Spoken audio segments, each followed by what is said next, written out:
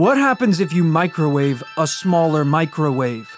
Do AirPods imply the existence of Earth pods?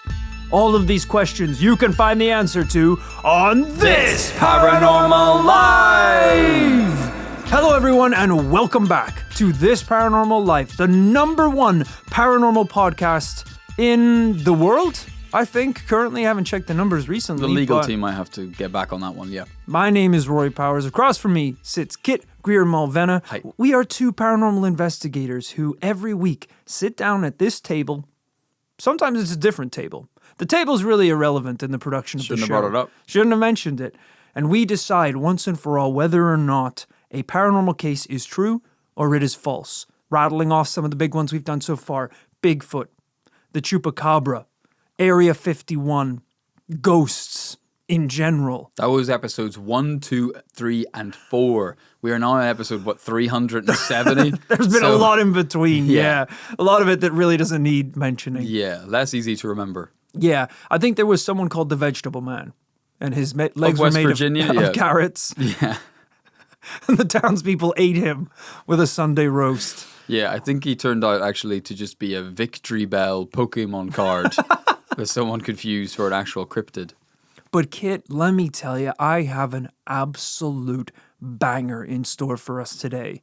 Okay, very strong words. Exciting, though. I was going to say that I've been back here for 4 or 5 days, and we are on day 6 of a storm. Yeah. It's been a storm consistently. No, I think you just forgot what it's like here. This is a pretty nice April for us. You just forgot. My mom said goodbye this morning when she left the house, and I watched her blow away. I think she might be dead. Like a wheelie bin in a Cat 5 hurricane. She went into the sky with hope she's going to land somewhere safe. She took off into the air like Mary Poppins, just unfolded her umbrella and shot up like a jumbo jet. Yeah. So I may not see her again. Roy's going to have to telephone Oz on our lunch break, see if she's turned up anywhere. Is my mom there? Yeah, she's here again. Okay.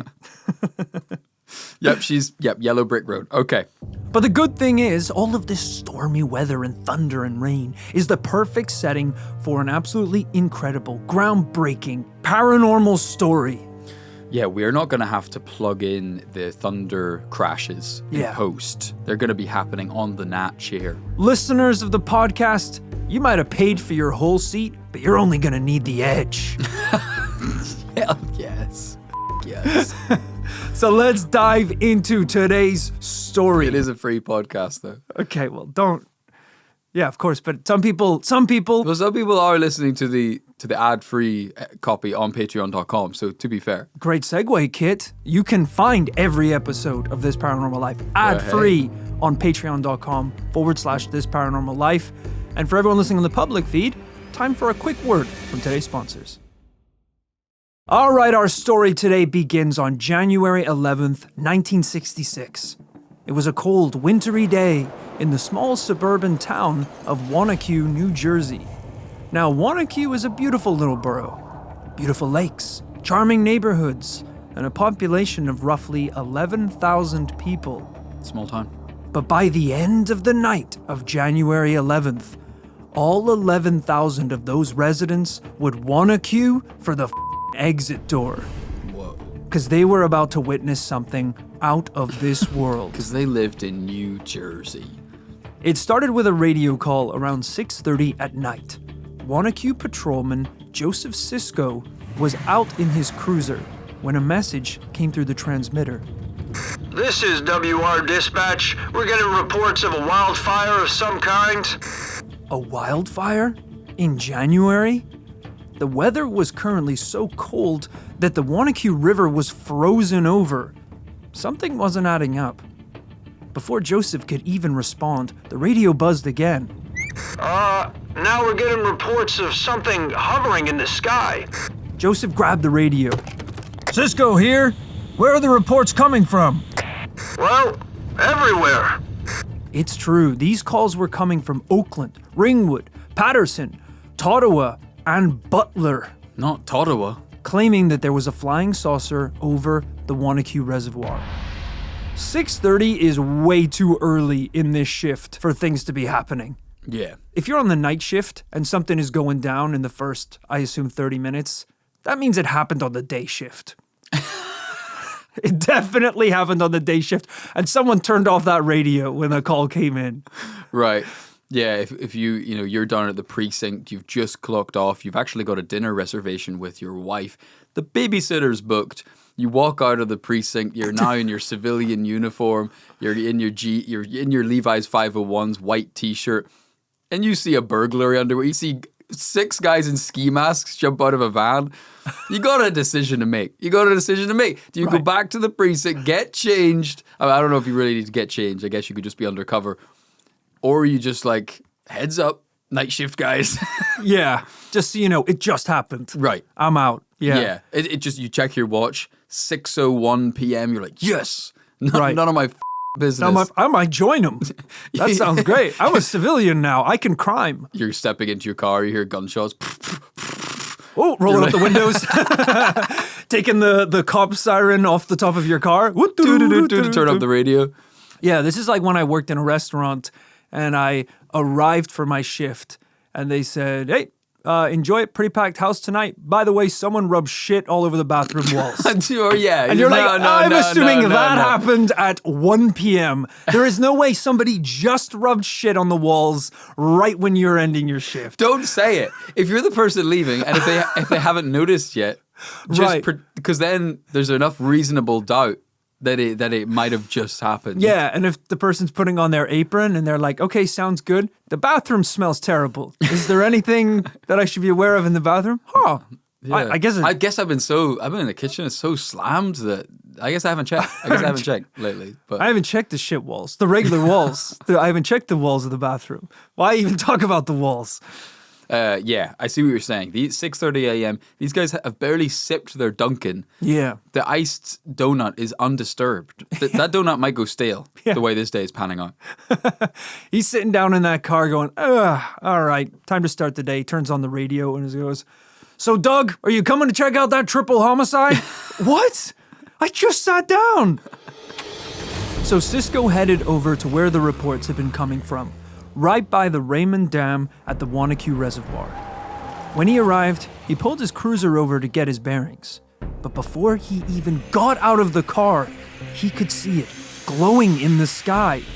Cisco said, quote, there was a light that looked bigger than any of the stars, about the size of a softball or volleyball. It was a pulsating white, stationary light that would change to red. It stayed in the air. There was no noise.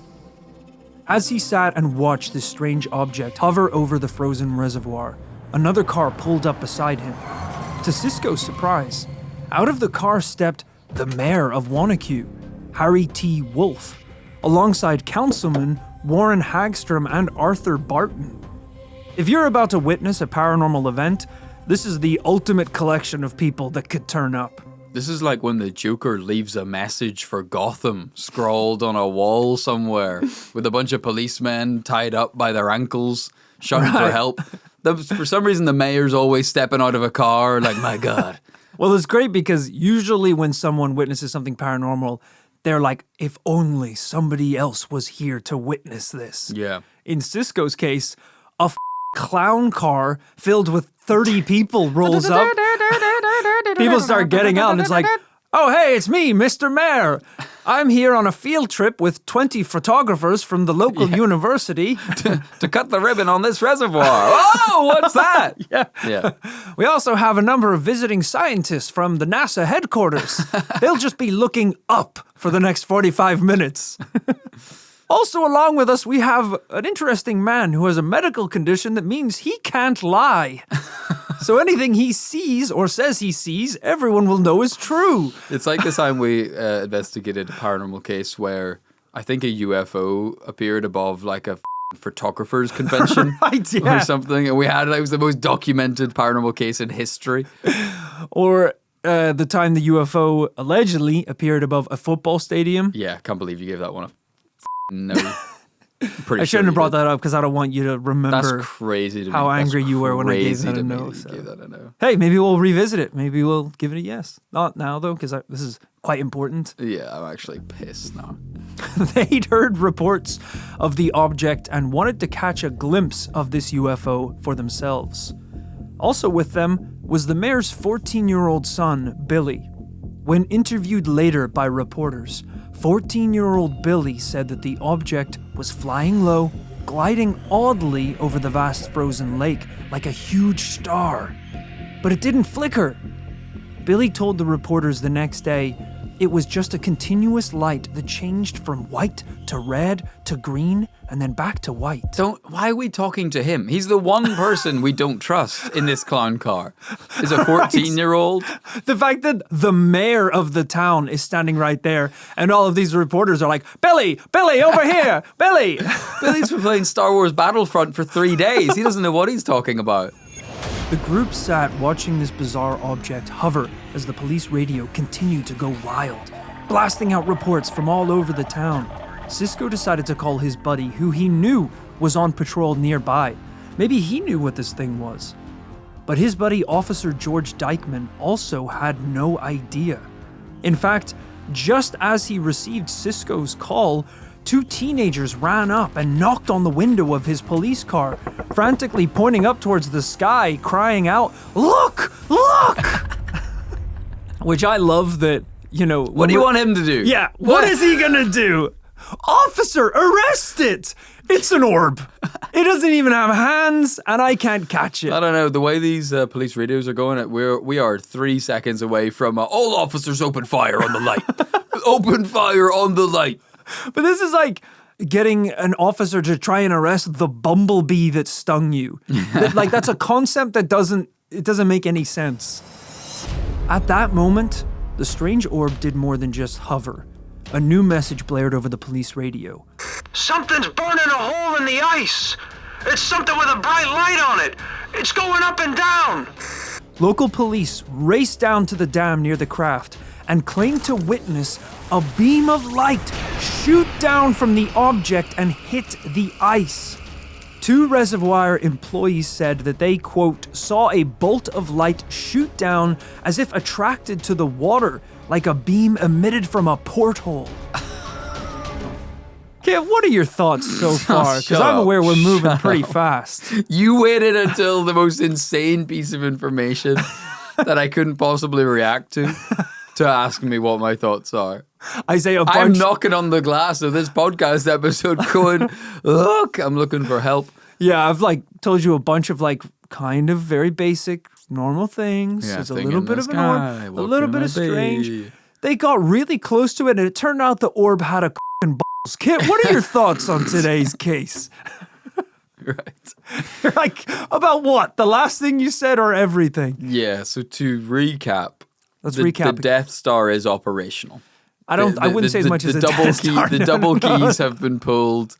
The guy with the weird cycling helmet is pulling down the lever. And it fired on this planet.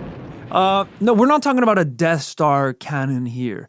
We're talking about almost like we see in pop culture, in movies and TV shows, some kind of beam coming down. Right? Beam. Almost like a laser beam. No, not a laser beam.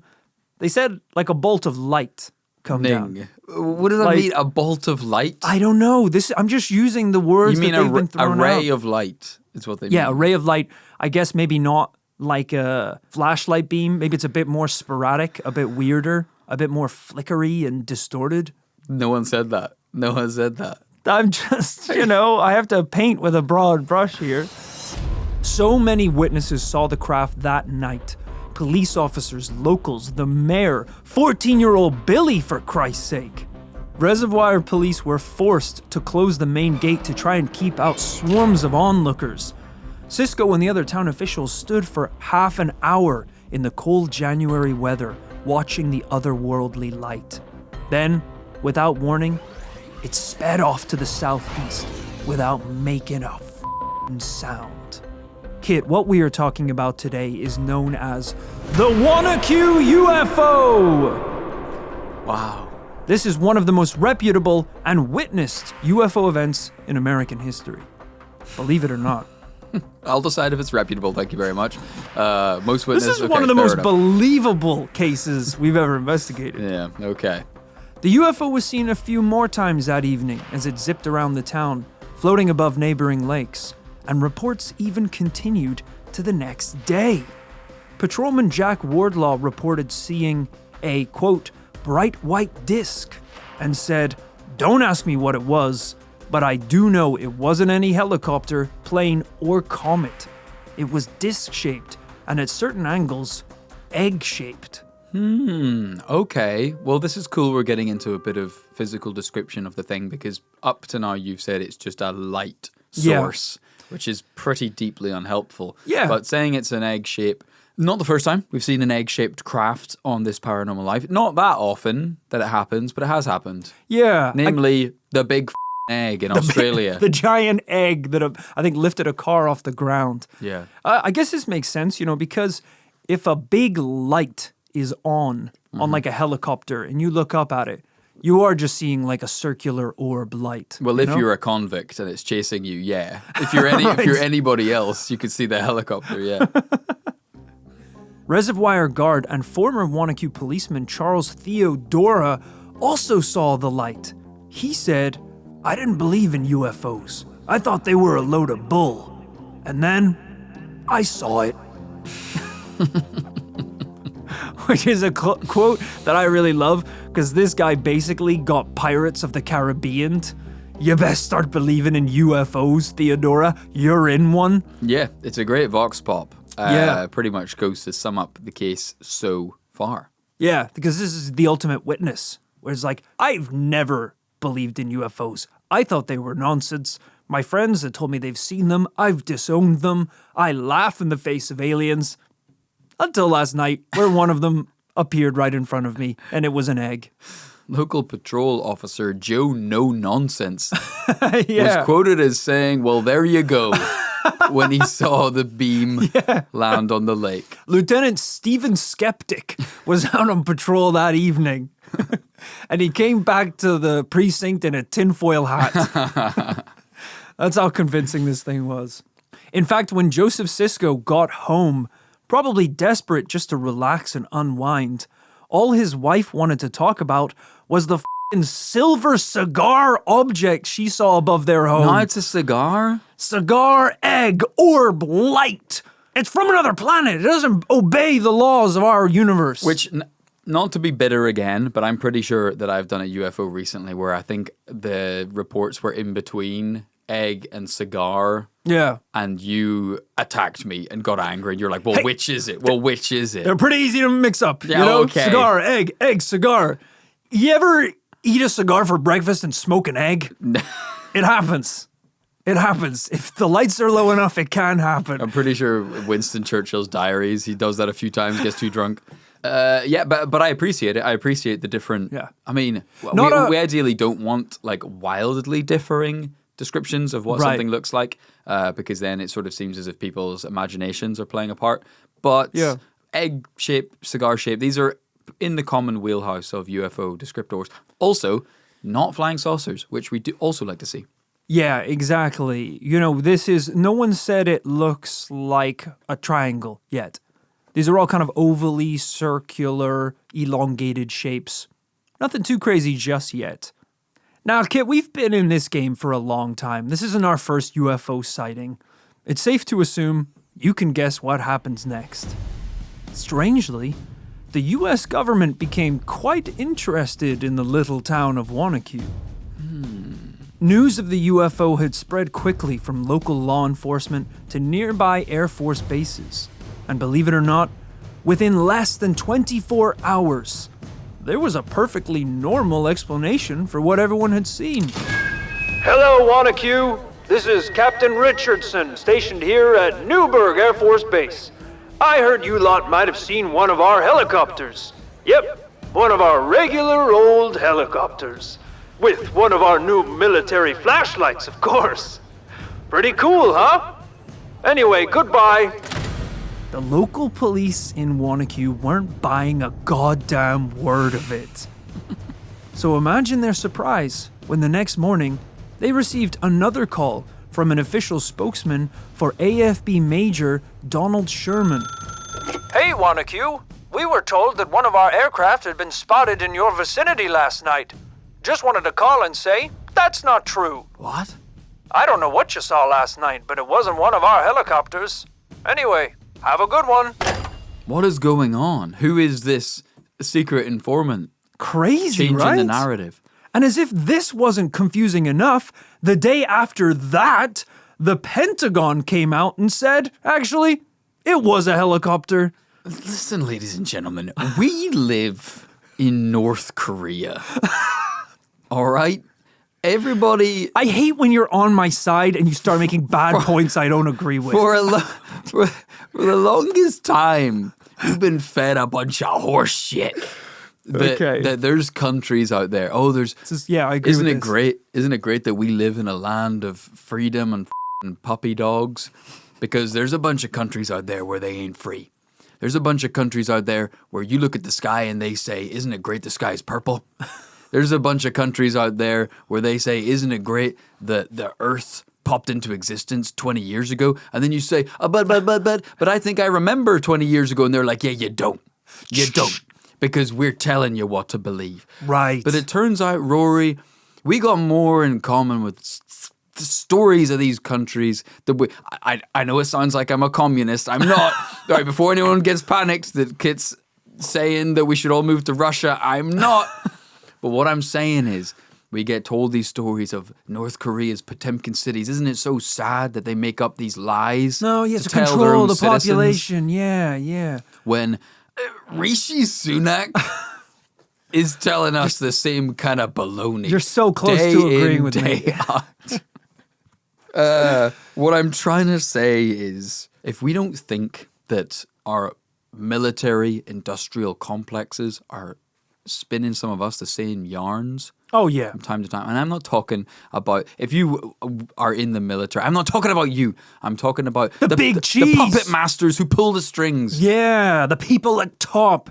You think they don't lie to you? They have lied to you. We've seen it on this podcast They done before. been lying to you. You think we live in the land of the free? Try going to a Burger King with no pants on. Then we'll see how free you are, brother. Okay. You're going to end up in jail mighty quick. Well, that is just a law, though, isn't it? I was under the impression I could do whatever I want with no consequences. I thought that was freedom. Try going to a Burger King and ordering a Big Mac, and then see how free this country it really is. Because they say, have it your way. What if my way is Big Mac sauce on a Whopper? They will put you in handcuffs, brother. They will. Try ordering a 12-inch meatball marinara at a f***ing Greg's. They will take you out back and shoot you in the head. What if my way? Oh. So as we said, after the first two explanations, the Pentagon has now come out and said that it was a helicopter.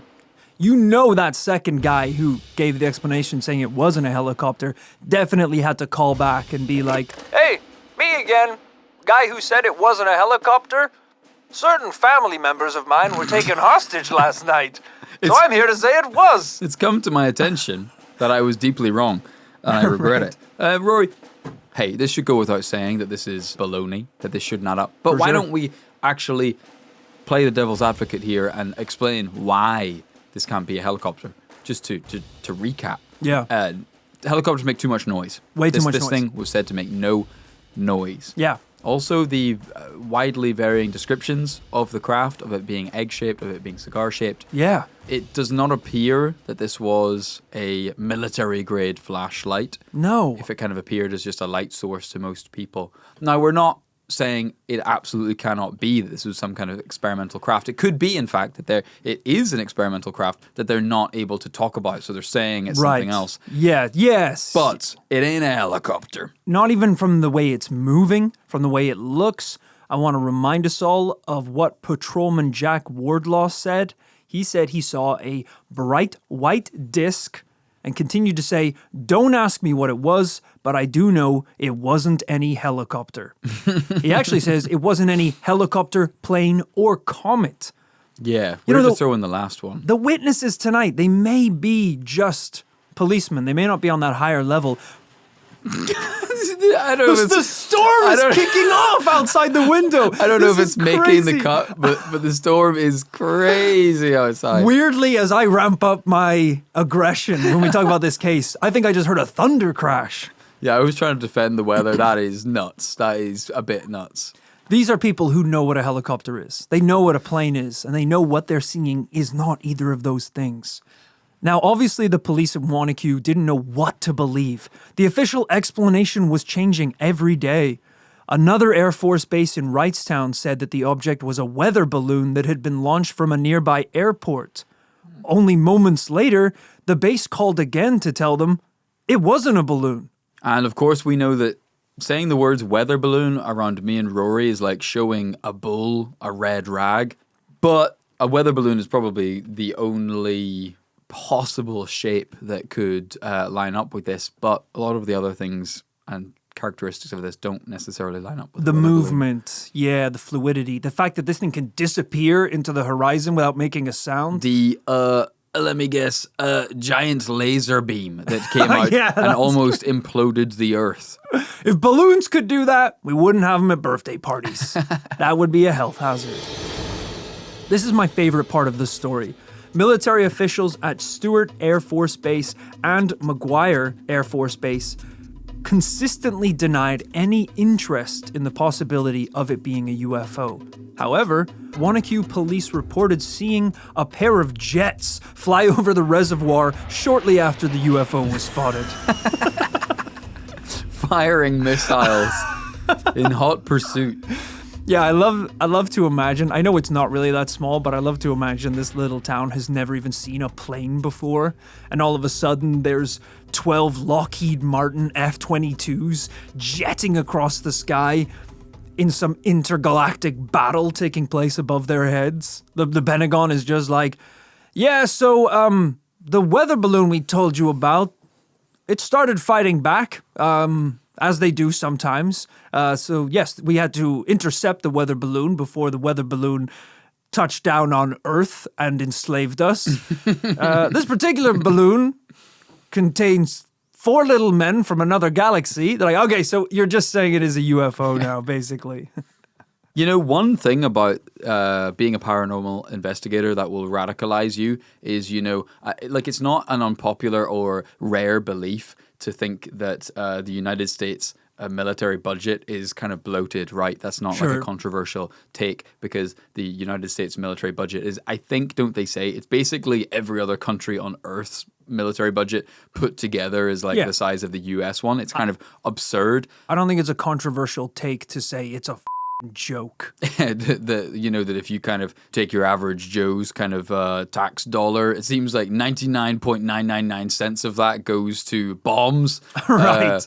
And the rest into kind of milk cartons for schools or something. But, you know, I used to think that was a bad idea. But the more you start looking into the crafts that are in the airspace of the United States, I'm starting to understand the budget. I'm starting to understand why we might need a couple F-22s on deck on ice. Because once, you know, one of these laser beams burns a hole through a lake, you know, you start to get a little nervous because you're like, okay, what if a couple more of these eggs come down? What if a giant egg comes down and poaches the United States? The colonels are like, yeah, we need 10 more F-22s because the last time one of those things showed up, we ran out of F-21s. Right. They wiped us clean. What happened to F1 through 21? How did we get to 22? Egg is what happened, Your Honor, Mr. President. I know. I love the idea of like a liberal president, you know, a kind of, you know, Biden being like, you know, listen, the American people aren't buying it anymore, talking to all the generals. We need to rein this in. We need to, hey, guys, even just for optics, we need to shrink this budget. And then one of the generals just snaps, it's like, they Thanos snapped a warship. They Thanos snapped a warship out of existence. They came on FaceTime. We don't know how, you know, they do that in the movies. We don't know how they did it. They appeared on FaceTime inside our command headquarters, and they just did this. And then a airship A warship just disappeared. And Biden's like, all right, let him cook. Let him cook. Right, yeah. I'll write a blank check. Yeah, they're like, Mr. President, we want to let you know why we have to spend this money every year. If you just check out a slide here.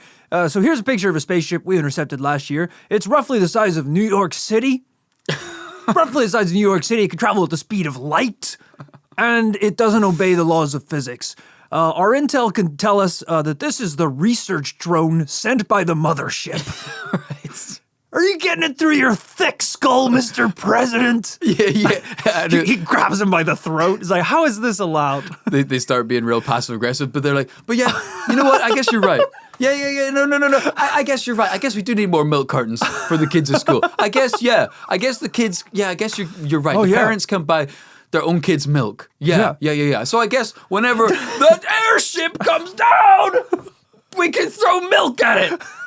Because when the aliens come down and enslave us all, they're going to want the kids to have strong bones. Because I think some of them actually eat children's bones. So, no, that'll be great for the aliens. Yeah. Yum. Healthy children bones. Good job, Mr. President. Oh, yeah. 4 more years. 4 more years. By the way, a year to these f***ers is a millisecond. So your life is dust to them, Mr. President. Biden's like, I wouldn't have run if I had known the gravity of the situation. I wouldn't have run. I'm too old for this. Look, I'm not a politician. I'm not an economist. I'm not a particularly smart man.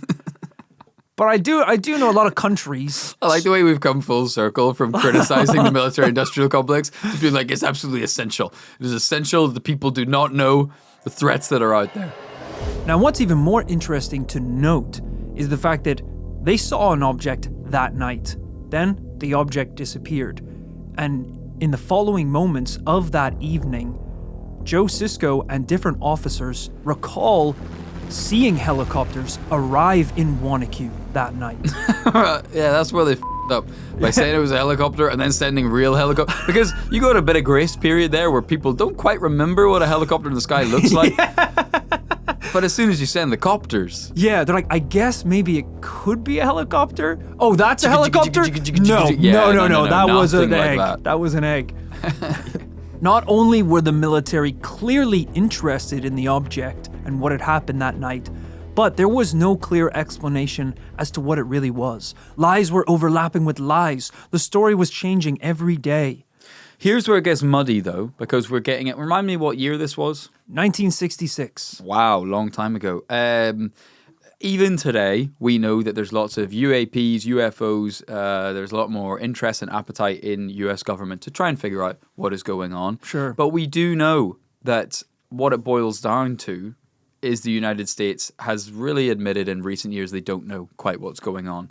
And the problem is we always get into this quagmire of we reach the point where we realize it's not US technology. We can see that. They're curious. They want to know what's going on. They don't know what's going on. But unfortunately, in 1966, we're still in the period. I mean, we're really kind of in the Cold War where...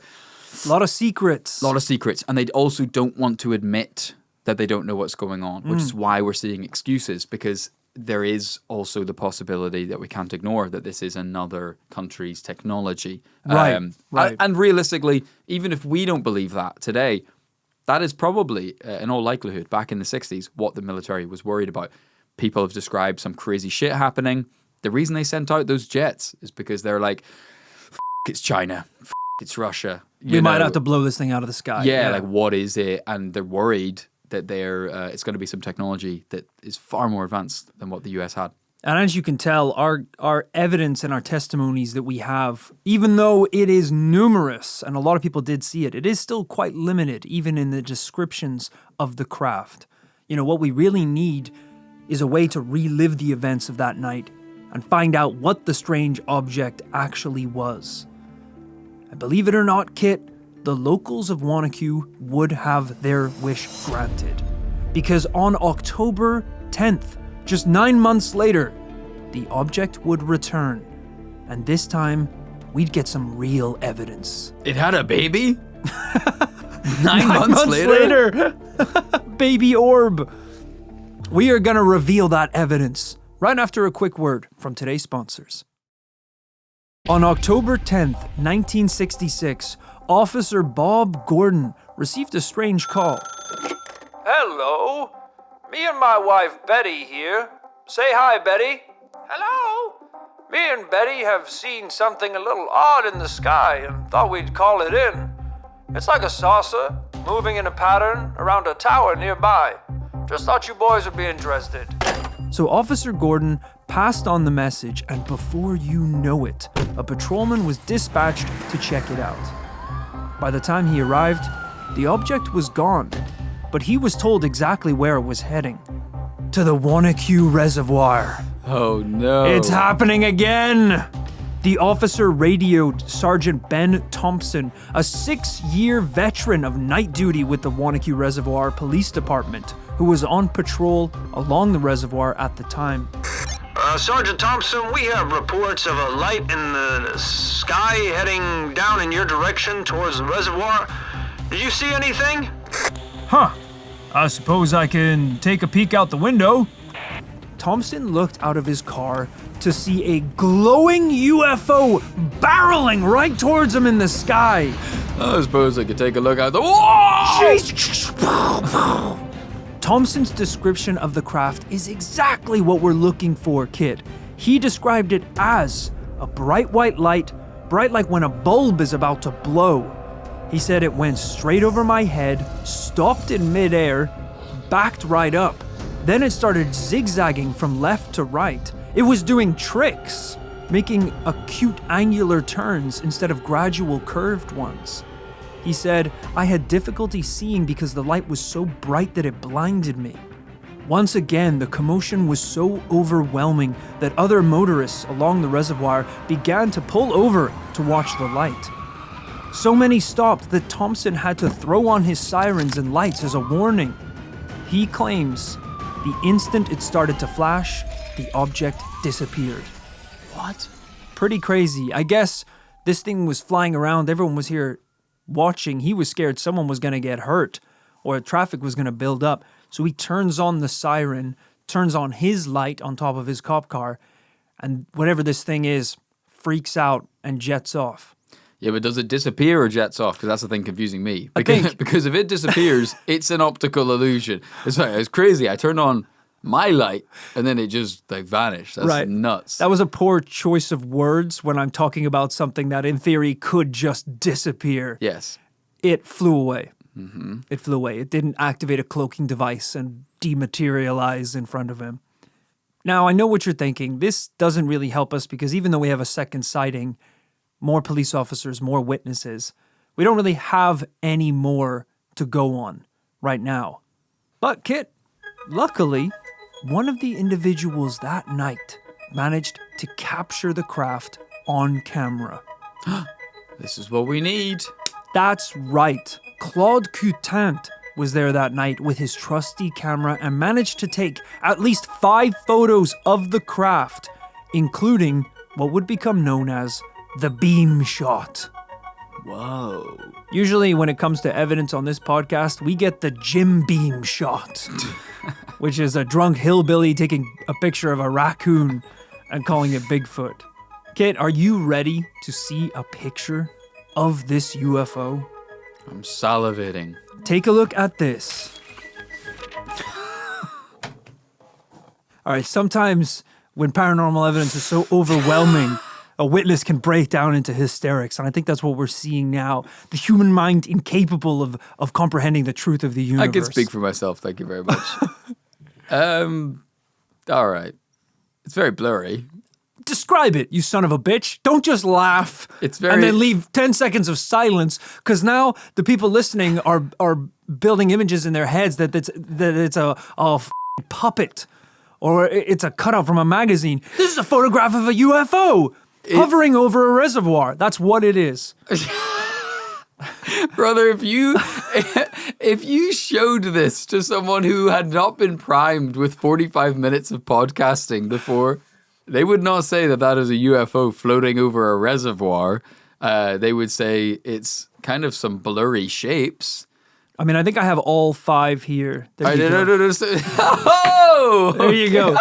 Look at it go. It's moving. We're seeing the craft turning. Okay, the beam doesn't look great. The beam doesn't look great.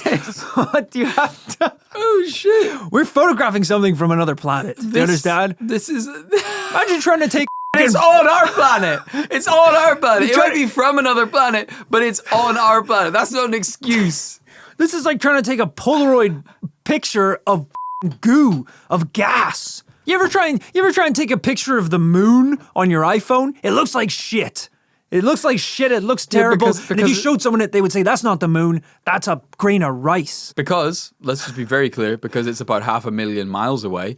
Sure. Whereas this craft was supposedly a couple 100 meters away. It was in the sky, yeah. I'm only laughing because, we've got a kind of, I don't know what you'd call that. It's not a triptych because it's 5 pictures, but it's a series of 5 images. It looks like if Andy Warhol had been commissioned to make a kind of pop art series about a UFO. It's like just kind of tastefully, completely stark, black and white, very distinct, looks like screen printed images of a very vague fried egg shape. Not even whenever you said egg shaped earlier, everyone was picturing an egg shell. Not a fried egg.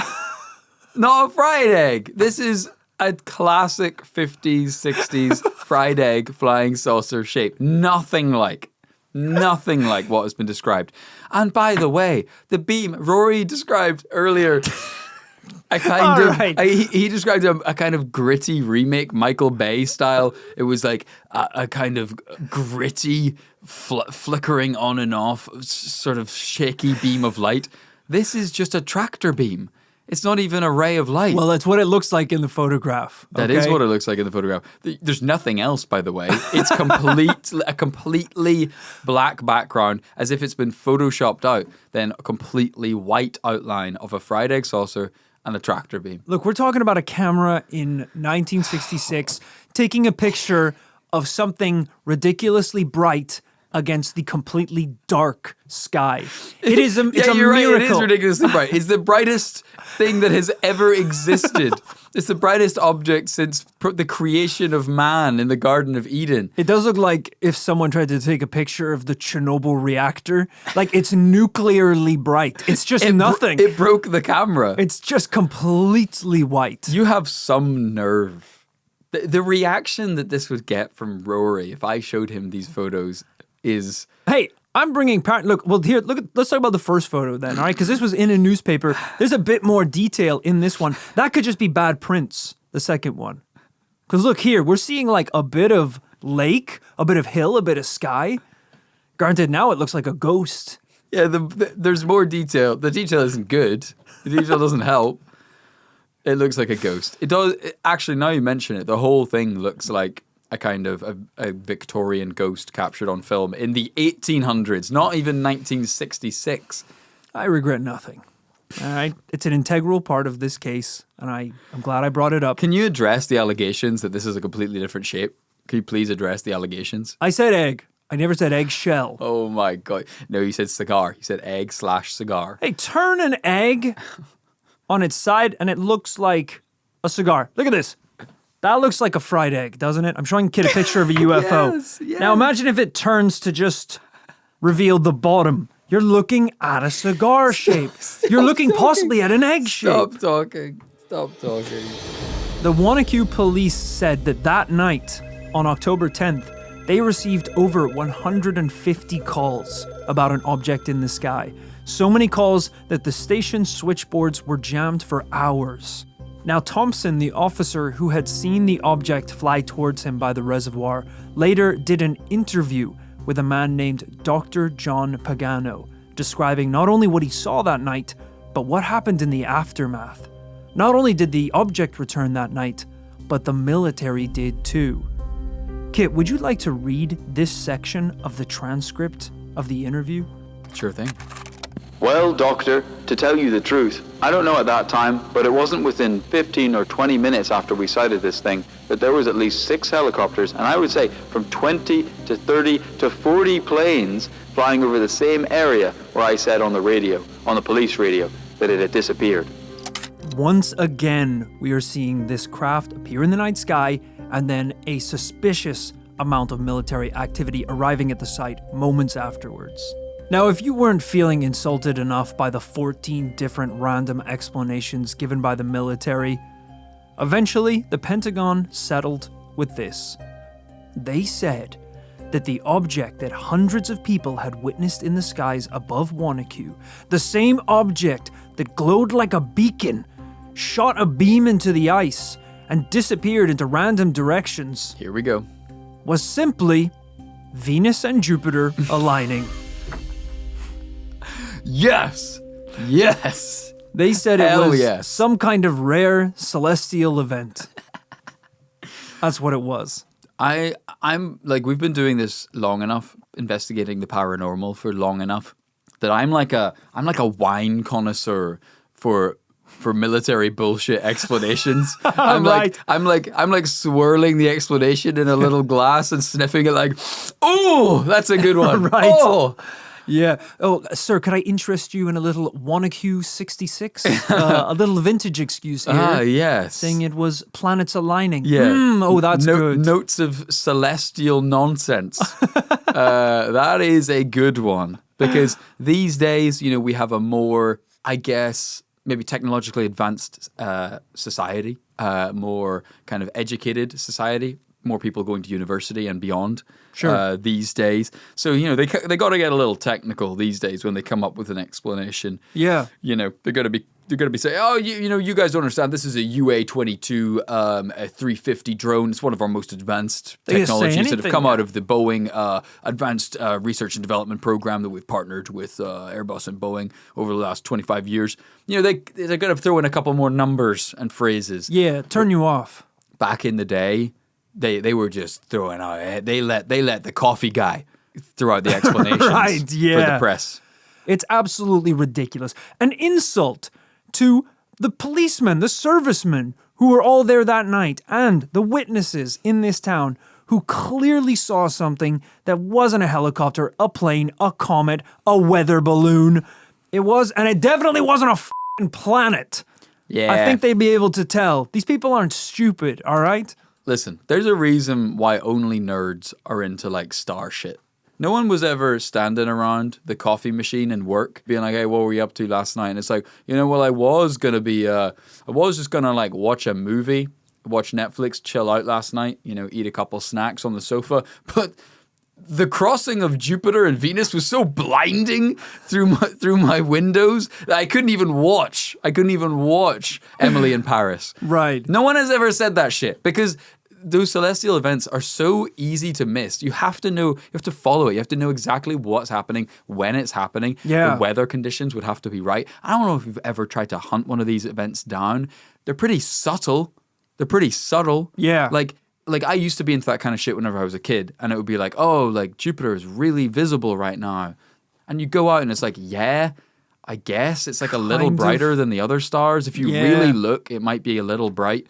The amount of times I've gone out to try and see what the news is calling the biggest meteor shower of the decade, or the Northern Lights, or some celestial event, and sat outside in the freezing cold with a hot cocoa for 3 hours and seen jack shit. And- absolutely nothing. And we grew up in a town similar size to this. Yeah.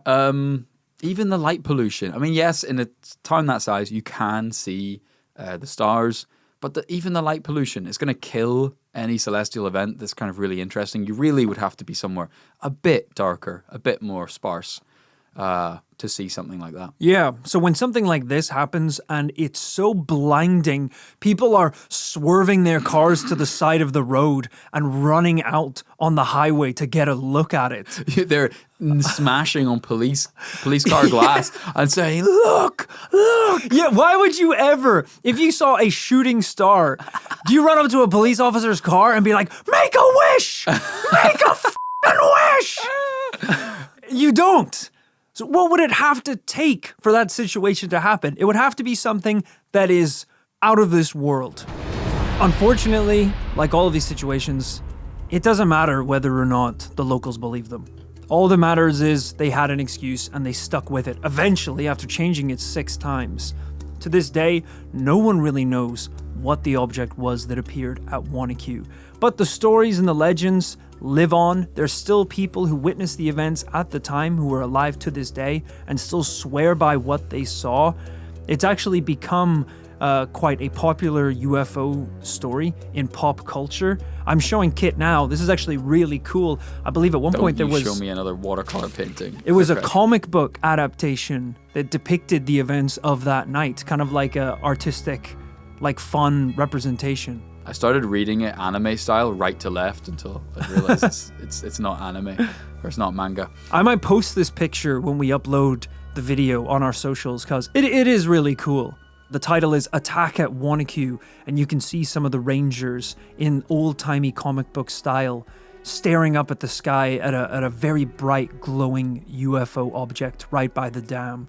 It does a good job of kind of like artistically representing what it may have looked like to the passengers that day. Really cool stuff. As you can see, this is a story that has kind of transcended the years. You know, I think a lot of these UFO stories, they happen. There's legends, there's rumors, people sharing what they saw.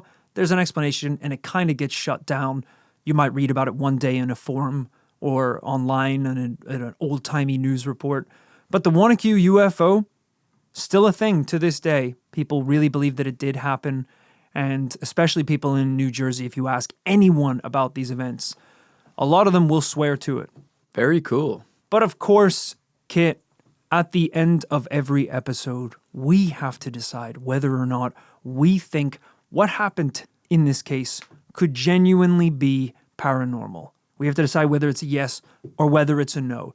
Can these events be explained logically? Do we think there's enough here to say that something weird was going on? We have to decide. We have to come down on our conclusion. I'm going to throw it to you first. Okay, lots to think about. Let me start by asking you a question. Look me in the eye and tell me you believe in those photos. Rory is staring off into space. He refuses to make eye contact. Yes. He couldn't do it. He couldn't do it. This is a great case. Great case. Oh, I just sealed my fate, didn't I? Loved. That was the last nail in the coffin. Hey, before you come down on a conclusion, though, before you come down, because I see you're already kind of wrapping up. No, I'm not. You look really... I did use the word loved. I was like, I loved this. I did. Loved. It's gone. You look great today, by the way. Did I mention that? Just really healthy glow. Yeah. Just really all right. fantastic. You don't believe that. Okay. No, let me finish my point. Sir. The honorable gentleman will speak, and he will finish his point. There is a world in which those photographs aren't necessarily accurate, but something did happen that night. There's a world where both of those things can be true. Yeah, there's a world where the photos aren't accurate, which is a great way of saying they're nonsense. Sure. I was very choice with my words. That a case happened with absolutely no evidence behind it. It is true. I don't know if you would call testimony from multiple law enforcement officers and over 150 witnesses not true. But that's fine, you know. Let's list the pros. Ding. Tons of great testimony from reliable witnesses from different walks of life on two different occasions, which is quite interesting. Yeah. Similarity of description of the thing and of the phenomena. A comical variety in reputable witnesses as well. Sure. The mayor just showed up out of nowhere and saw this Don't know why we thing. talked to his 14-year-old son. Billy had a lot to say. Yeah, he sure did. Don't know why we don't have a photo of the big hole. It claimed to have blasted a hole in the ice. Yeah.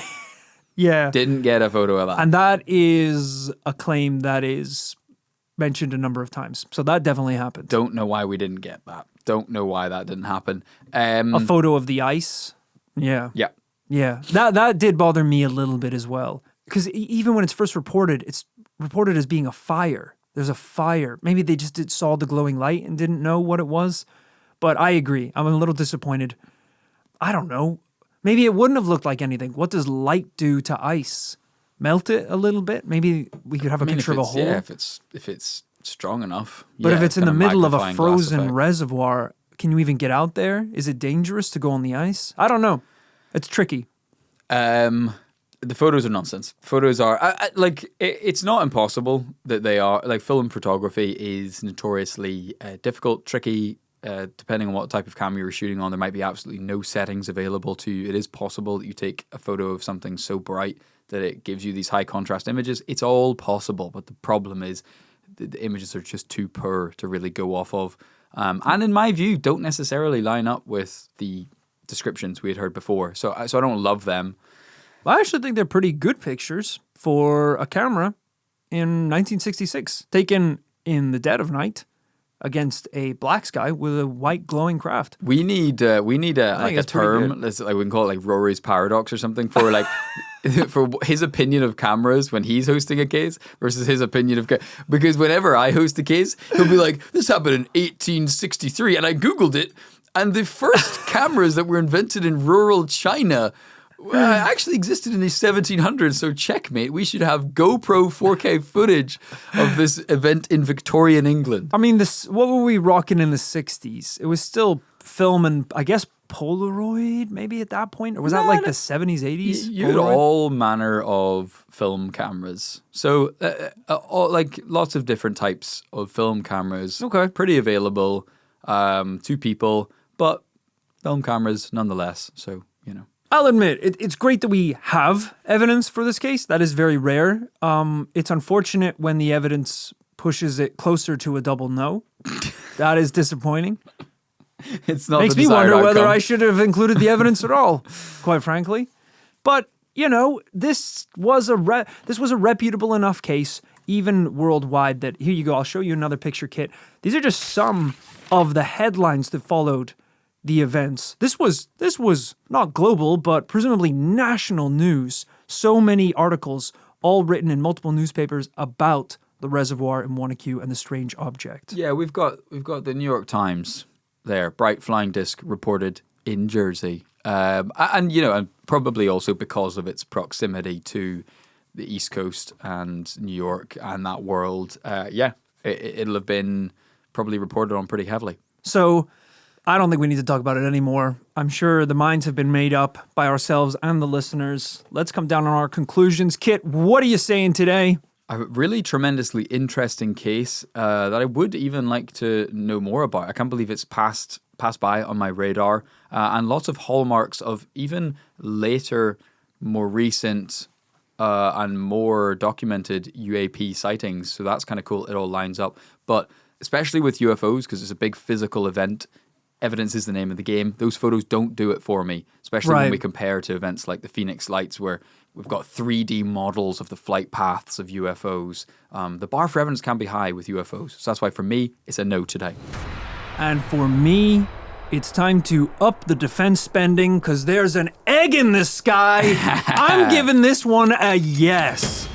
I think there's enough here. There's enough credible testimonies from witnesses who claim to know exactly what they saw. The descriptions are enough. The photos are enough for me to say that that night, something paranormal happened.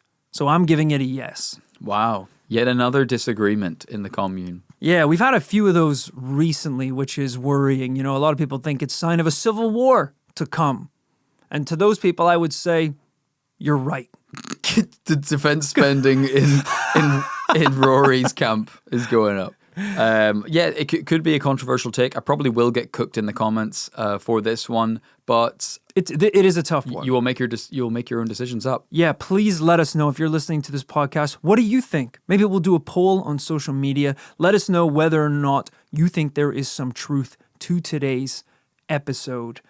Before you saute and flambe me, Don't tell them to look at the pictures. photos. Don't Look tell at the them to photos. look at the pictures. Just go on YouTube, check out this. If you're listening to this They're podcast, actually very hard to find. head over to YouTube. Yeah, exactly. So head over to our YouTube, check the full length video. The pictures will be on there. Cloud is a hard man to track down, and his 'cause photographs are as elusive as the craft itself. Yeah. Okay. So, you know, don't be too thrown off the case by looking at the photographs. Remember, it was an old-timey cameras and stuff.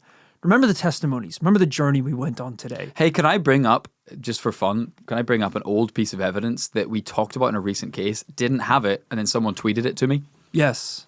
Yes, you can. So we could just get like a lightning round reaction. Ooh, I like this little follow-up. Haha. So, thank you very much to Aslan Silva, whose name I, of course, recognize, a long-time listener of TPL, who hit up the This Paranormal Life and mine and your Twitter accounts and said, hey, was listening to the Mucky episode. Oh. You guys mention an anomalous sonar scan. And I think we have a bit of an argument about you're like, but it's sonar. It's like, it's just a dot. How could they see that there was a 30-foot sea beast in the scan? Right. He said, here's the anomalous scan. Didn't sound like you had the image itself in your research pile. It's a hard one to find. So super appreciated this. Rory, check out the scan from Muckross Lake in the investigation into Mucky. Okay. So, right, whatever they're scanning with sonar is much more visual than I thought. It's not your classic like submarine, boom, Yeah. kind of beeping dot. In my limited experience of being on a boat, on a small sailboat, I think this is like some pretty standard issue shit. I think if you're a fisher, this is what they use. Yeah. Because they can see how deep the ocean floor is and they can see objects. Yeah, in the hindsight, water. I should have known about sonar mapping, which is a real thing they use to actually figure out what the bottom of the ocean looks like. In it. But we can see the bottom of the lake in this picture, and above it we can see a massive unidentified object, which looks pretty enormous. So we do actually have a bit of a visual of whatever people believe the creature is. Do you want to revise your conclusion Still for a the end of that no. episode? What? Still a no. Come on now. Until we reopen the case officially, my ruling stands. Unless maybe you want to revisit your conclusion on today's case. Has some new evidence come to light? Other than the crummy photos? Bro, people are blinded enough in today's case. Nothing new needs to come to light. We have one yes and one no at the end of this podcast. A show and that divided. storm is just... The storm is reflecting the civil war that is coming. Wild. A storm is brewing both in and out of the studio. But we're going to power right through. Thank you so much to everyone for listening to this week's episode of This Paranormal Life. Another groundbreaking UFO case. I hope you guys loved it. If you have listened to this week's episode, last week's episode, if you've listened to all the episodes of This Paranormal Life and you want more, Kit, where can they get them?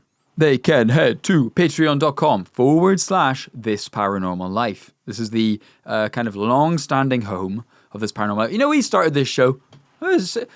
Gather around, children, for story time. We started the show in 2017. Hard to believe. Sorry, can you speak up? Because the storm is sorry. so loud. We are running out of time and tape. And Jesus Christ. When we started this show, You know, it was hailing this morning. some of the children who gathered around are no longer gathered. The night took them. The wind took them. We started the show, I think, in May 2017, and we were making it for a while. And I think Patreon was pretty early days back then, but we wanted a way of course, financially supporting the show, but of crucially doing these bonus episodes, creating extra content that our listeners could get. And do you know when we launched it, Roy? Pop quiz, do you remember when we launched Patreon? No. Halloween Day 2017. Good idea. October 31st, which was super fitting. And Wow. best decision of our lives, apparently, because all these years later, we are still going. We are still dropping bonus content every single week now Yeah. to Patreon. We've been releasing weekly behind-the-scenes after parties. As Kit said, we've been releasing monthly bonus episodes. There's so much additional content over on Patreon. If you enjoy this show and you want to support it, that is the way to do it.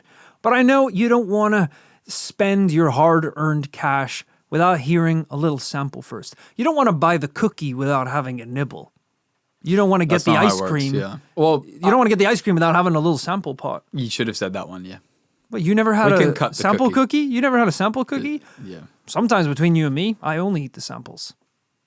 I'll go in there with a couple different outfit changes. I'll get one of every cookie.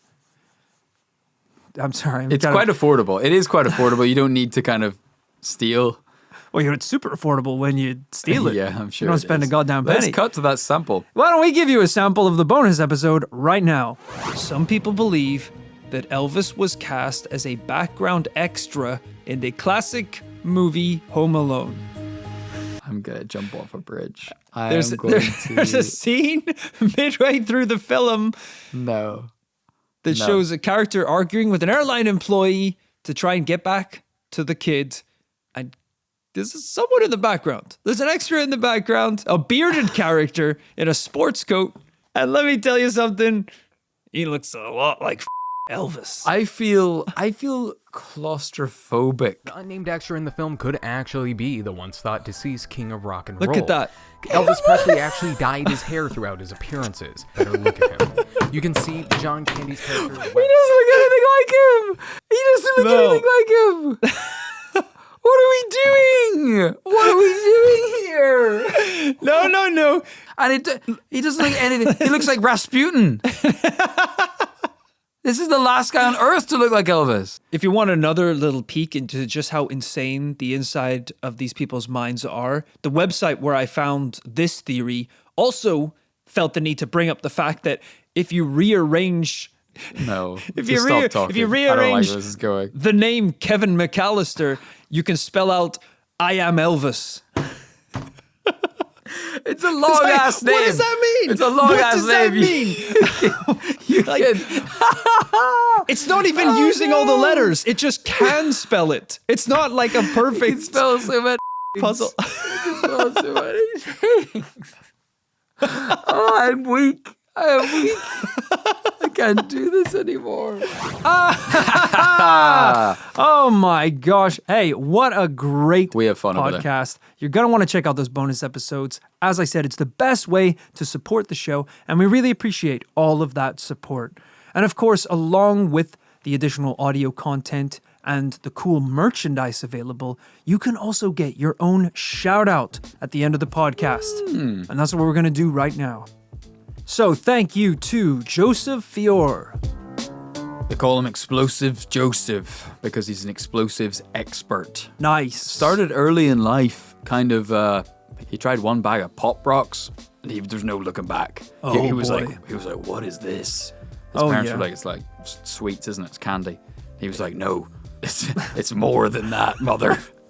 It's a slippery slope. You start with the Pop Rocks, then you get a box of those little snappers that you throw on the ground. Start scaring old people and cats. And then all of a sudden, you're looking online to how to build a bomb. Yeah, And that's he's in Joseph. Guantanamo. He is. It's nice that they let you listen to podcasts. Thank you also to Sam Jensk. Sam Jensk, aka Kablam Jensk. That's right, another explosives expert. I don't know why they've made their Jesus. way in. I think they were attracted to this episode because we talked so much about the military. Right. They thought there'd be a couple explosions. Sorry to disappoint, Sam. They heard on that us front. discussing increasing the military budget, the defense spending, and they were like, whoa, hey, well, I've been supporting you guys on Patreon for at least a month now. So I thought I'd hop in here just see if there's any of that change going to explosives. Yeah, I don't know if the military needs Sam. Right. Kablam Sam. I think they have more kind of reputable dealers for that kind of stuff. They need serious Sam. That's another weapons expert. And thank you, lastly but not leastly, to Justine Darren. Justine Darren, or as they call her, Darren Justine, because she does so many death-defying stunts. We're talking Whoa. jumping over a school bus on a motorbike. Nice. We're talking breaking into a bank and stealing the contents. Hell We're yeah. talking beating someone almost to death and mugging them. We're Ooh, talking... that one's not So, a stunt. That's a crime. That last one is a crime. no, they're all like death-defying feats. Like, It sounded like that last one. She inflicted death. right. She didn't defy it. No. We're talking like, okay, taking a high-powered vehicle, okay, right, like in the first example, Yeah. and driving it through the door of a bank, and then saying, "Get the out, get the out," and then Don't stealing swear. all Don't the contents swear during of the bank. shout outs. Okay. It's just what she said. The only way these are death defying stunts is because it's a miracle she hasn't been given the electric chair. It's a miracle she hasn't been executed by the state. Yeah, the first example when she went over the school bus on a motorbike, it was to, yeah, you're right, smash through the doors of a bank and take the contents. Right. It's a bank Unnecessary robber. to jump the school bus. Justine, we do need badasses in the commune, so please do join us. Thank you to everyone that supports us on Patreon. We couldn't make this show without your support, so we really appreciate it. Of course, we will be back with the after party on Friday with a bonus episode at the end of the month, and back next Tuesday for another paranormal adventure with your buddies, Rory and Kit. Ciao! Bye-bye!